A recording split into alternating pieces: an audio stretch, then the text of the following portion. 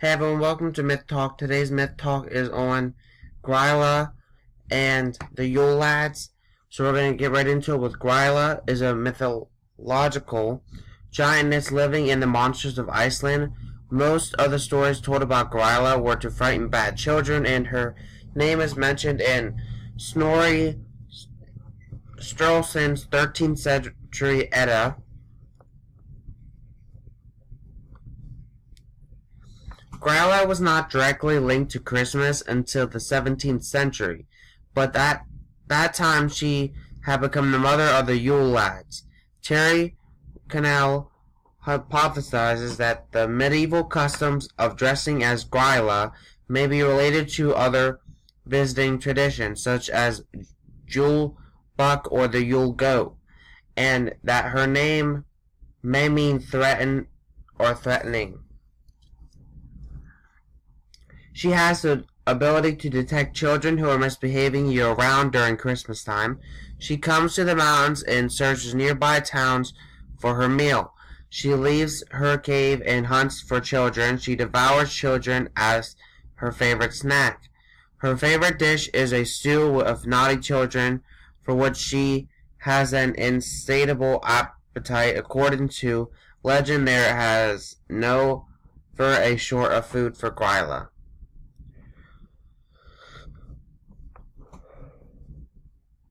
According to folklore, Gryla has been married 3 times. Her 3 husbands, Lepold, is said to be living with her in the cave in the dim Aborger lava fields with the big black Yule cat and her sons. As Christmas approaches, Gryla sets off looking for naughty boys and girls. The Gryla legend has appeared in many stories, poems, songs, and plays in Iceland, and sometimes Gryla dies at the end of the story.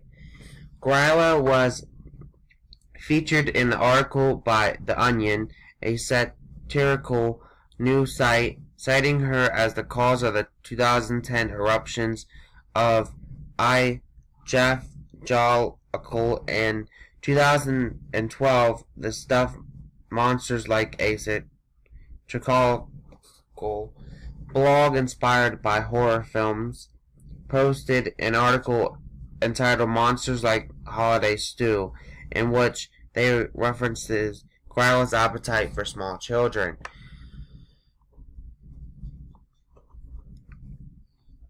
Now let's go ahead and move on to her children, the Yule Lads, the Yuletide Lads or Yule Men, are figures of Icelandic folklore who in modern times have become the Icelandic version of Santa Claus. Their number has varied over time, but currently they are considered to be 13. They put rewards or punishments in shoes placed by children on windowsills during the last 13 nights before Christmas Eve. Every night, one Yuletide lad visits each child, leaving gifts or rotten potatoes, depending on the child's behavior throughout the year.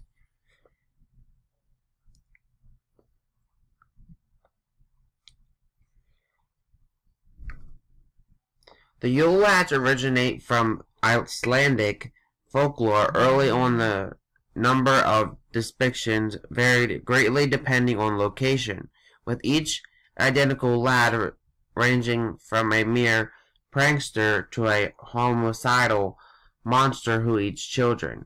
In 1932, the poem Jólsveitnir was published as a part of a popular poetry book, Jólin Koma, Christmas is Coming, by Icelandic poet Jonas Kolum.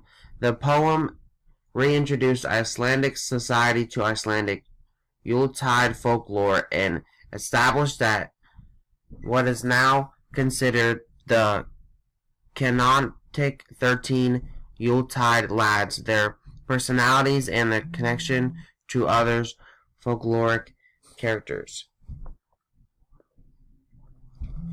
The Yuletide Lads are portrayed as being mischievous and even criminal pranksters who would steal from or otherwise harass the population, and all have descriptive names that convey their monstrous operity.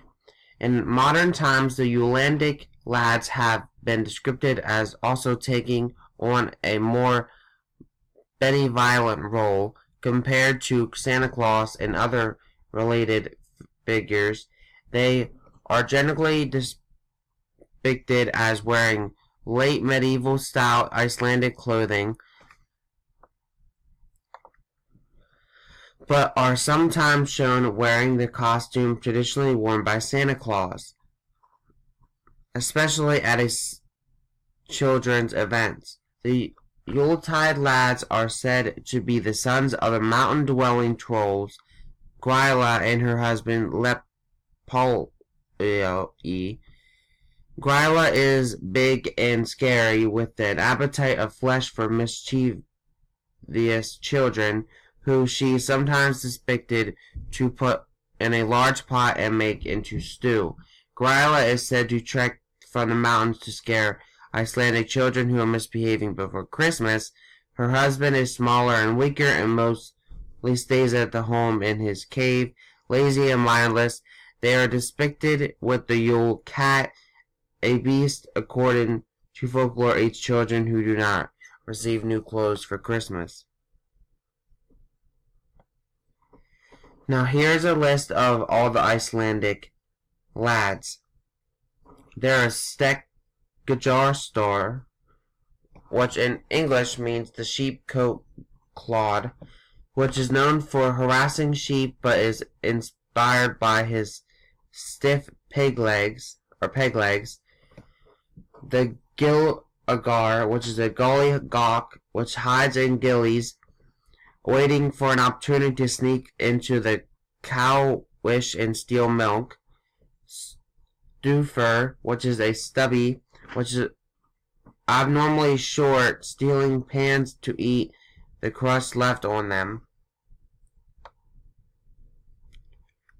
Spoon licker, which steals a type of wooden spoon with a long handle. To lick it is extremely thin due to malnutrition. Pot scraper, which steals leftovers from pots.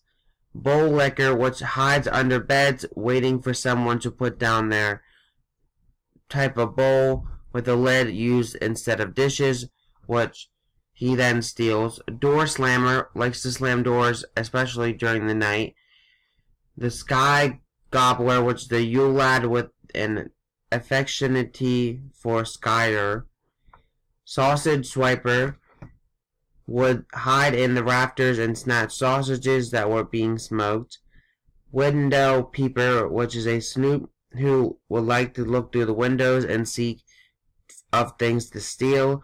Doorway sniffer, which has an abnormally large nose and an acute sense of smell, which he uses to locate Lofrodo. Meat hook, which uses a hook to steal meat, and a candle stealer, which follows children in order to steal their candles, and which in those days were made of tallow and thus edible.